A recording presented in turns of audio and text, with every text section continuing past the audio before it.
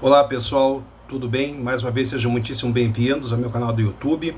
Então, nós estamos hoje aqui para responder uma pergunta muito interessante, muito importante de um aluno muito querido, que diz respeito então acerca das teorias com relação à participação no concurso de pessoas no nosso direito penal, aliás, conforme está previsto na exposição de motivos número 25 da parte geral do Código Penal, certo? E lá diz que, na verdade, nós vamos ter, então, em termos de concurso de pessoas, basicamente duas figuras. As figuras principais, né, que são divididas em autor e coautor, e a figura acessória, que é o partícipe. Então, quando alguém questiona acerca de que teoria teria sido adotada pelo Código Penal brasileiro e também pela doutrina a respeito da natureza jurídica da participação, mas no que toca ao seguinte: essa pergunta é muito importante para a gente entender, em primeiro lugar, a própria pergunta. Quando a gente então fala sobre a teoria, enfim, da acessoriedade mínima, limitada, máxima, extremada ou hiperacessoriedade, vamos de novo, teorias da acessoriedade mínima, limitada, perdão, máxima ou extremada, e a hiperacessoriedade, o que na verdade, o que afinal nós estamos querendo saber? A gente quer saber, já que a participação é uma conduta acessória à conduta do autor, o que é que, e claro, e dela é dependente, o que é que o autor precisa fazer para que minimamente, então, o partícipe seja punido. Entenderam como essa relação íntima, vinculativa entre o autor e o partícipe? É lógico que a punição do partícipe fica totalmente vinculada à punição do autor. Então é isso que a gente quer saber quando a gente estuda a teoria da acessoriedade, num primeiro momento como gênero. Agora vamos ver as espécies de acessoriedade que existem, ok? Para depois a gente entrar na questão então específica da resposta a essa grande pergunta do nosso aluno, certo? Bom, em primeiro lugar então, é isso que eu falei, tá?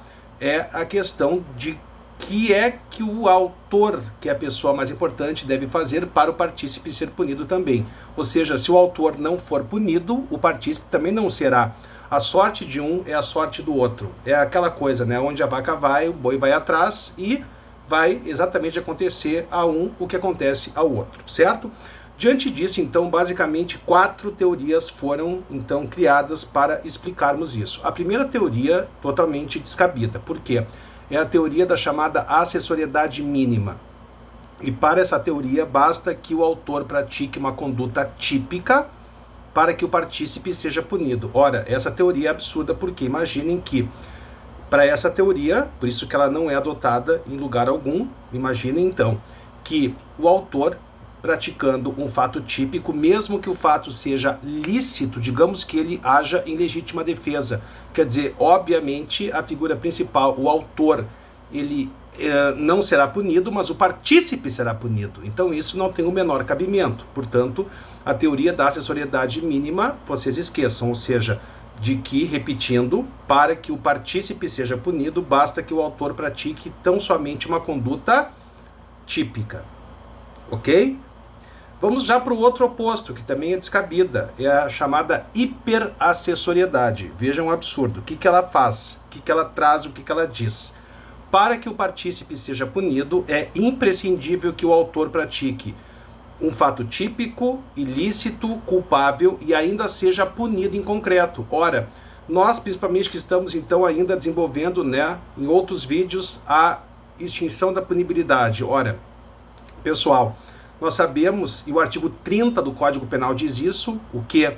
Que as circunstâncias de caráter pessoal jamais se comunicam no concurso de pessoas. Lembram disso? Então, gente, basta que nós, então, possamos ler o artigo 107 do Código Penal, que traz exemplificativamente as causas extintivas da punibilidade, para a gente saber que algumas são pessoais, né? É lógico, e portanto não se comunicam. Não é, por exemplo, porque em havendo concurso de pessoas, por exemplo, um morre, extingue-se a punibilidade dele à vista da certidão de óbito. Ora, não é porque um morreu que o outro também não vai ser punido. Por quê? Porque um morreu e isso obviamente não se comunica ao outro. Então vejam, comecei já dizendo dessas duas, né, teorias extremas, na verdade, tanto a mínima como a hiperacessoriedade, para já eliminá-las, porque elas não fazem o menor sentido. Então a gente fica exatamente entre a acessoriedade limitada e a acessoriedade máxima ou extremada, certo? Em primeiro lugar, embora essa pergunta caia muito em prova de concurso, inclusive em prova objetiva, tá? É importante dizer que o Brasil, em termos de legislação, não adotou qualquer uma delas, certo?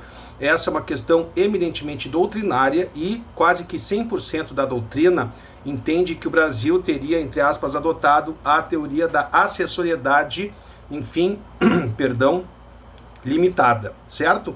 Ou seja, que para que o partícipe fosse punido, bastaria que o autor praticasse uma conduta típica e ilícita, independentemente de ser culpável.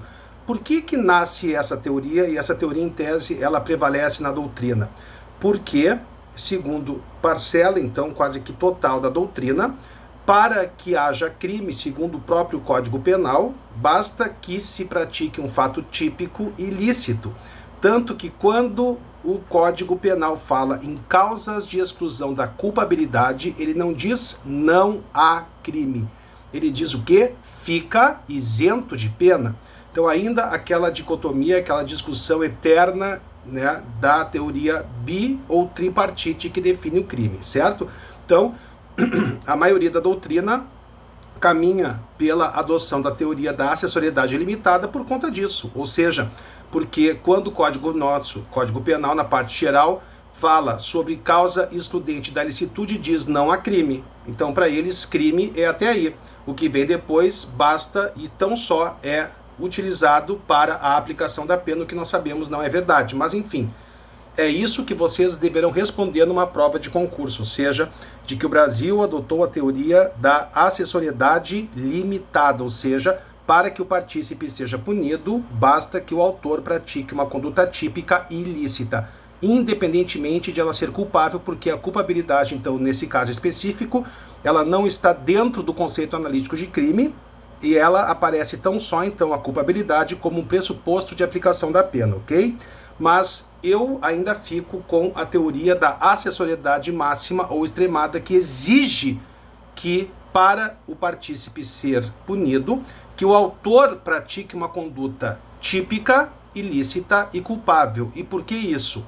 Gente, se nós adotarmos, como faz a grande, quase que totalidade da doutrina, a teoria anterior da acessoriedade limitada, ora, que diz o que mesmo? Para que o partícipe seja punido, basta que o autor pratique um fato típico e ilícito, independentemente da culpabilidade. Então, quer dizer, presta atenção, quando alguém que não tem a culpabilidade, vamos pegar o inimputável, tá?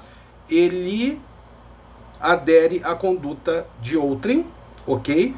Para a teoria da acessoriedade limitada, isso configura concurso de pessoas, porque não precisa ter culpabilidade quando nós sabemos, principalmente pela teoria finalista da ação e pela teoria do domínio do fato, que nesses casos em que não há culpabilidade, o que acontece? Nós não temos concurso de pessoas, nós temos a figura da autoria imediata, então a gente tem que optar, perdão, ou vocês adotam a teoria da acessoriedade limitada e negam a teoria do autor imediato, aí estarão sendo coerentes. Por quê? Porque não precisa, para essa teoria, ter culpabilidade no concurso de pessoas, quando, na verdade, nós sabemos que isso é imprescindível, sob pena de ocorrer a autoria imediata. Então, por que eu me filio à teoria máxima ou extremada, que exige para que o partícipe seja punido, o autor ter praticado uma conduta típica, ilícita e culpável. Ou seja, exige-se culpabilidade, porque sem culpabilidade não há concurso de pessoas e vai haver autoria imediata, ok? Então, o correto mesmo é a teoria máxima ou extremada, ou seja, da acessoriedade máxima ou extremada, embora repita, na prova objetiva vocês deverão marcar exatamente que basta, então, que o partícipe adira a uma conduta perpetrada pelo autor que seja típica e ilícita. Só que, vamos fechar, fiquei lindo agora, né? Vamos fechar o olho para a teoria do autor imediato. Ficou bem claro isso? Eu sei que isso vai ter muita dúvida, vai surgir muita dúvida, então, fiquem ligados, coloquem, postem suas dúvidas, porque elas serão devidamente respondidas, tá? E continuem mandando sugestões de temas, porque é isso que vai construir as nossas aulas, os nossos vídeos e a nossa preparação para os concursos, depois de que tudo isso vai passar mesmo, tá, pessoal? Por favor, então, fiquem em casa, por isso que eu estou postando esses vídeos aqui, para que vocês possam, né, ter esse canal de estudo. Eu também quero fazer um vídeo, vou fazer um vídeo sobre formas de estudar na quarentena, como vocês vão organizar o tempo de vocês, tá? Mas é o que não saiam de casa, cuidem de vocês e cuidem dos seus. Isso é o mais importante nesse momento tão delicado que a gente está vivendo, tá? Um beijo muito grande, fiquem com Deus e até a próxima.